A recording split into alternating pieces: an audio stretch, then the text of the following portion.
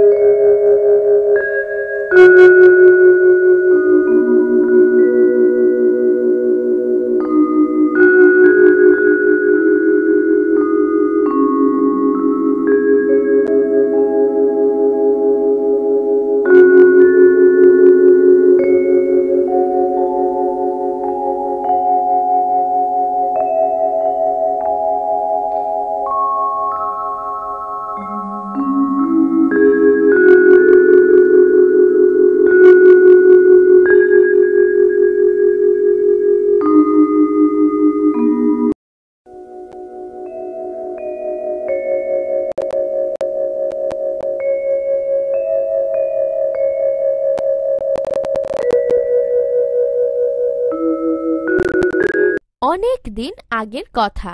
এক দেশে ছিল এক রাজা। রাজার একটাই পুত্র। রাজপুত্রের সঙ্গে সেই রাজ্যের রাখাল ছেলের খুব ভাব। দুই বন্ধু পরস্পরকে খুব ভালোবাসে। রাখাল মাঠে গরু চড়ায়, রাজপুত্র গাছতলায় বসে তার জন্য অপেক্ষা করে। নিঝুম দুপুরে রাখাল বাঁশি বাজায়। রাজপুত্র তার বন্ধু রাখালের গলা জড়িয়ে বসে সেই সুর শোনে। বন্ধুর জন্য বাঁশি বাজিয়ে রাখাল বড় সুখ পায়, আর তা শুনে রাজপুত্রের মন খুশিতে ঝলমলিয়ে ওঠে। রাজপুত্র বন্ধুর কাছে প্রতিজ্ঞা করে বড় হয়ে রাজা হলে রাখালকে তার মন্ত্রী বানাবে। তারপর একদিন রাজপুত্র রাজা হয়। লোকলস্কর সৈন্য সামন্তে গম গম করে তার রাজপুরী। রাজপুরী আলোকরের থাকে রানী কাঞ্চনমালা। চারিদিকে সুখ। এত সুখের মধ্যে রাখাল বন্ধুর কথা মনে পড়ে না। রাজপুত্র বন্ধুকে ভুলে যায়। এদিকে রাখাল বন্ধুর কিন্তু খুব মনে পড়ে বন্ধু রাজপুত্রের কথা। শেষে সে একদিন চলেই আসে বন্ধুকে একটুখানি দেখার জন্য। কিন্তু রাজপ্রাসাদের রক্ষীরা অমন গরিব রাখালকে ভেতরে ঢুকতে দেয় না। মন ভরা কষ্ট নিয়ে সারাদিন প্রাসাদের দরজার সামনে দাঁড়িয়ে থাকে সে। রাজার দেখা মেলে না। দিন শেষে মনের কষ্ট নিয়ে দুঃখী রাখাল চলে যায়। কেউ তা জানে না। এক রাতে রাজা ঘুমাতে যান, কিন্তু ভোরবেলা যখন তার ঘুম ভাঙে তখনই দেখা যায় কি সর্বনাশ ঘটেছে। রাজা দেখে যে তার শরীরে গেঁথে আছে অগুনতি সূচ। রাজা কথা বলতে পারেন না, শুতে পারেন না, খেতেও পারেন না। রাজ্য জুড়ে কান্নাকাটির রোল পড়ে যায়। রাজা বোঝেন প্রতিজ্ঞা ভঙ্গের সেই অপরাধেই আজকে তার এই দশা। রানী কাঞ্চনমালা চোখের জল মুছতে মুছতে রাজ্য দেখাশোনা শুরু করেন। শব্দগুলো পাঠ থেকে খুঁজে বের করি, অর্থ বলি।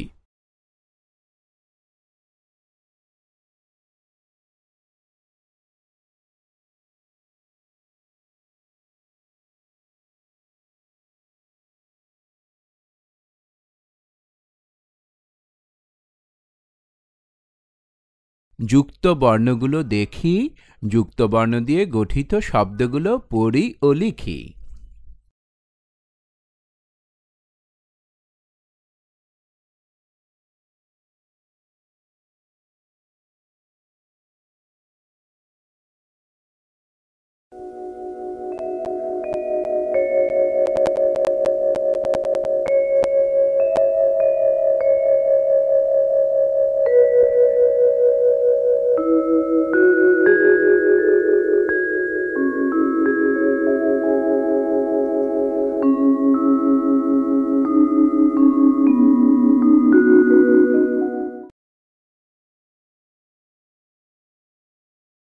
কাঞ্চনমালা একদিন নদীর ঘাটে স্নান করতে যান।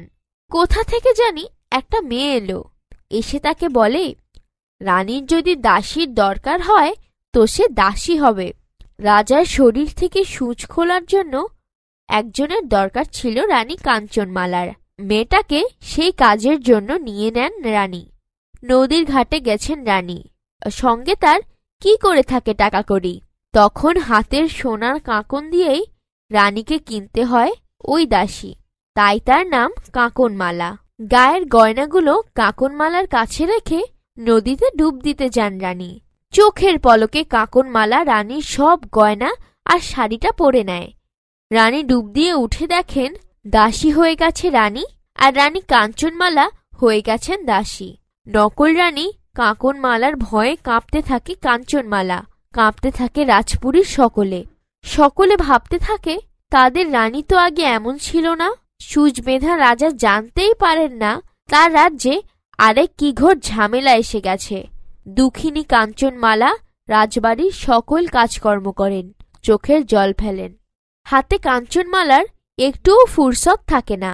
কিভাবে সূচ রাজার যত্ন করবে, কিভাবে তার পাশে দুদণ্ড বসবে। নকল রানী রাজার দিকে ফিরেও তাকায় না। রাজার কষ্টের সীমা থাকে না। সূচবেঁধা শরীর ব্যথায় টনটন করে, চিনচিন করে জ্বলতে থাকে। গায়ে মাছি এসে বসে ঝাঁকে ঝাঁকে। কে তাকে বাতাস করে, কে তাকে দেখে। শব্দগুলো পাঠ থেকে খুঁজে বের করি, অর্থ বলি।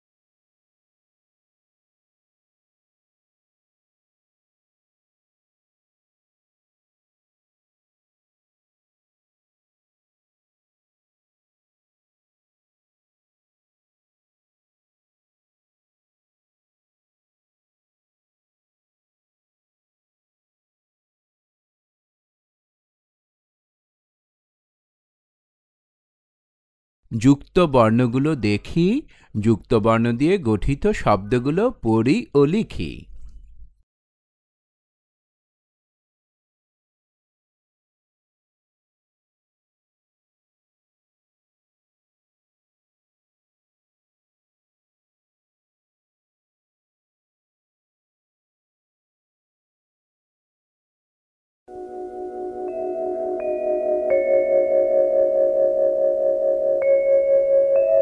একদিন নকল রানী কাঞ্চনমালাকে এক গাদা কাপড় ধুতে পাঠায় নদীর ঘাটে। মাথায় কাপড়ের বোঝা নিয়ে কাঞ্চনমালা এক পা এগোন, এক পা থামেন। চোখের জলে তার বুক ভেসে যেতে থাকে। এমন সময় কাঞ্চনমালা শোনেন বনের পাশের গাছতলা থেকে কেমন এক অদ্ভুত মন্ত্র কে জানি বলেই যাচ্ছে, পাই 1000 সূচ তবে খাই তরমুজ, সূচ পেতাম 5000 তবে যেতাম হাট বাজার, যদি পাই লাখ তবে দেই রাজ্যপাট। মাথার বোঝা নামিয়ে কাঞ্চনমালা যান ছুটে তার কাছে, বলেন, লাখ লাখ সূচ চাও তো আমি দিতে পারি। এ কথা শুনে সেই মানুষ ঝটপট তার সুতার পুঁটলি তুলে নিয়ে কাঞ্চনমালার সাথে হাঁটা ধরে। যেতে যেতে পথে কাঞ্চনমালা তার চোখের জল ফেলতে ফেলতে দুঃখের সব কথা বলে। অচেনা মানুষ শোনে, মুখ থমথমে হয়ে যেতে থাকে তার। রাজপুরীতে গিয়ে ওই অচিন মানুষ সূচ নেবার কথাটাও বলে না, বলতে থাকে অন্য কথা। আজকের দিন বড় শুভ দিন, আজ হচ্ছে পিঠকুড়ুলির ব্রত। আজকের দিনে রানীদের পিঠা বিলাতে হয়, এমনই নিয়ম। নকল রানী পিঠা বানাতে যায়। সে কাঞ্চনমালাকেও পিঠা বানাতে ফরমাস দেয়। নকল রানী বানায় পিঠা, সে পিঠা কেউ মুখেও তুলতে পারে না, এমনই বিস্বাদ। দুঃখিনী কাঞ্চনমালা বানান চন্দ্রপুলি, মোহন বাঁশি, ক্ষীর মুরলি পিঠা। মুখে দেওয়া মাত্র সকলের মন ভরে যায়, এমনই স্বাদ তার। নকল রানী উঠানে আলপনা দিতে যায়। কোথায় নকশা, কোথায় কি? এখানে এক খাবলা রং লেপে দেওয়া, ওখানে এক খাবলা লেপা। দেখতে যে কি অসুন্দর দেখায়। আর কাঞ্চনমালা আঁকেন পদ্মলতা, তার পাশে আঁকেন সোনার 7 কলস, ধানের ছড়া, ময়ূর পুতুল। লোকে তখন বুঝতে পারে কে আসল রানী আর কে দাসী।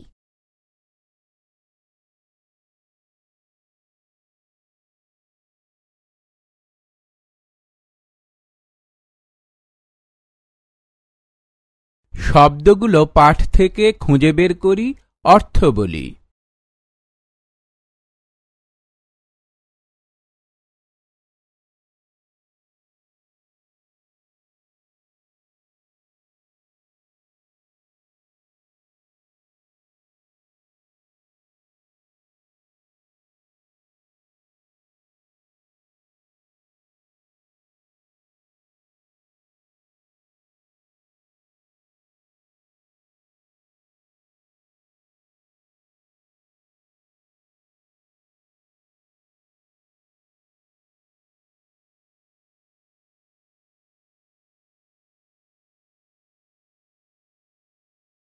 যুক্ত বর্ণগুলো দেখি, যুক্ত বর্ণ দিয়ে গঠিত শব্দগুলো পড়ি ও লিখি।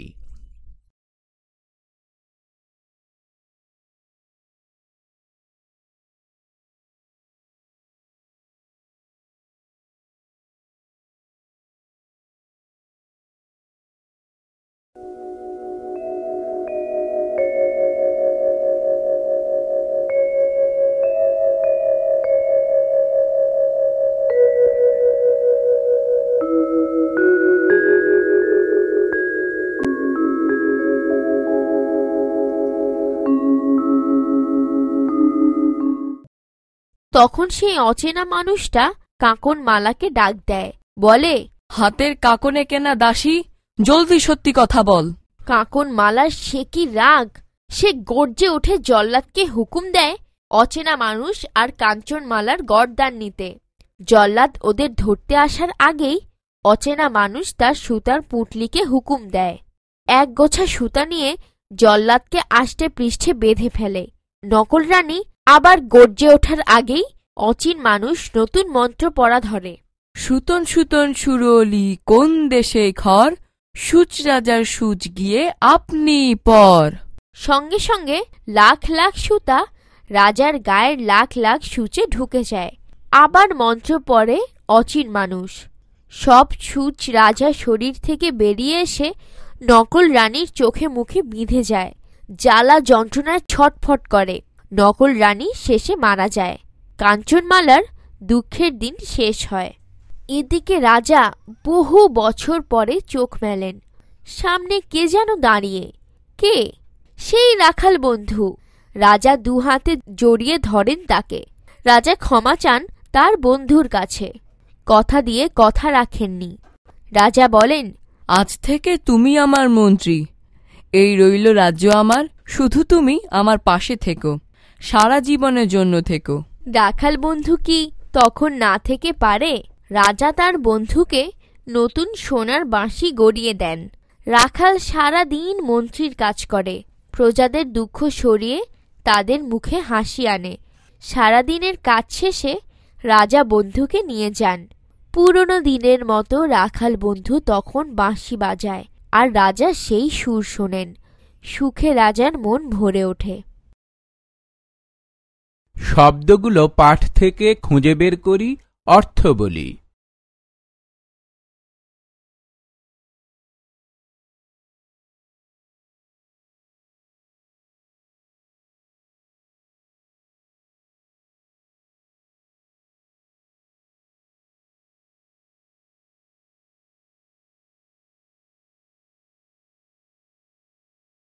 যুক্ত বর্ণগুলো দেখি, যুক্ত বর্ণ দিয়ে গঠিত শব্দগুলো পড়ি ও লিখি।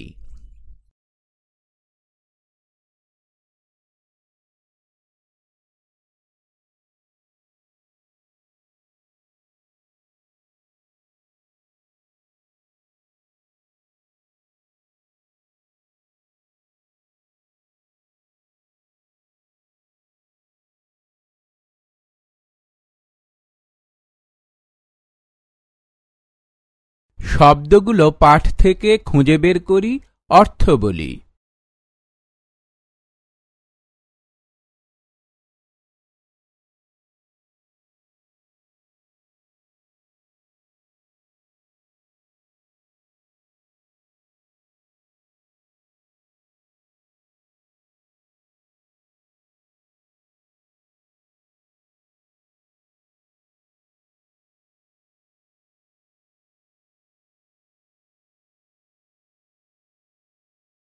ঘরের ভিতরের শব্দগুলো খালি জায়গায় বসিয়ে বাক্য তৈরি করি। পরস্পরের বিস্বাদ, আষ্টে পৃষ্ঠে, পুটলিটি, ফুরসত, টনটন।